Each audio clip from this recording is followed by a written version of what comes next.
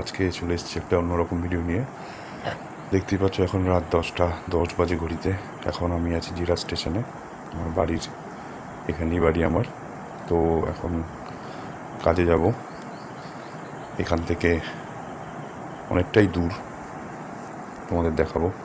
তো ট্রেনের জন্য ওয়েট করছি, ট্রেন আসছে, এখন ট্রেনে আছি।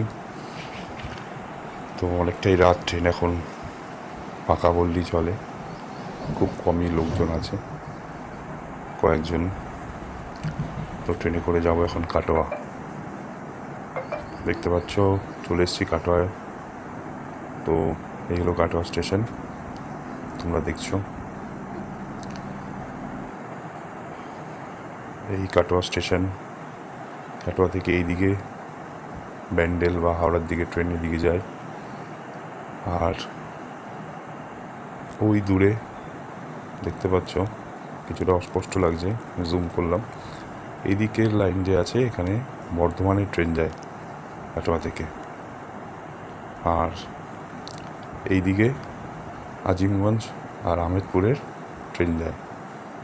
টোটাল কাটোয়া থেকে 4 জায়গায় ট্রেন চলাচল করে: আজিমগঞ্জ লাইন, আহমেদপুর লাইন, বর্ধমান আর আমাদের ব্যান্ডেল হাওড়া।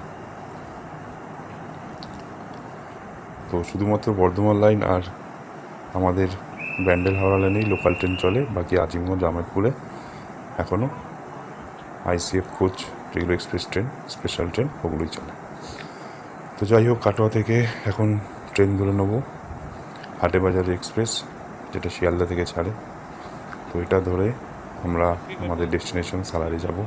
তো ট্রেন ঢুকছে, এই ট্রেনে উঠেই আমরা চলে যাব সালারে। বন্ধুরা দেখো, এখন 12:39 বাজে। এই সালারে নেমে গেছি আমরা এখন। ট্রেন এখন সালারে দাঁড়ানো। এটা প্যানেল রুম। এটা হচ্ছে সালারে স্টেশনের বাইরে, দেখতেই পাচ্ছ অনেক লাইট, কারণ এখন ঈদের সময়, ঈদের দিন। এখানে গান চলছে, অনুষ্ঠান। তোমরা জানো সালার মুর্শিদাবাদে, তো এখানে ঈদ অনেক বড় করে পালন করা হয়। তো এর জন্য সব স্টেশনের বাইরে সব সাজিয়েছে এবং সারা রাত ধরে এখানে এখন অনুষ্ঠান।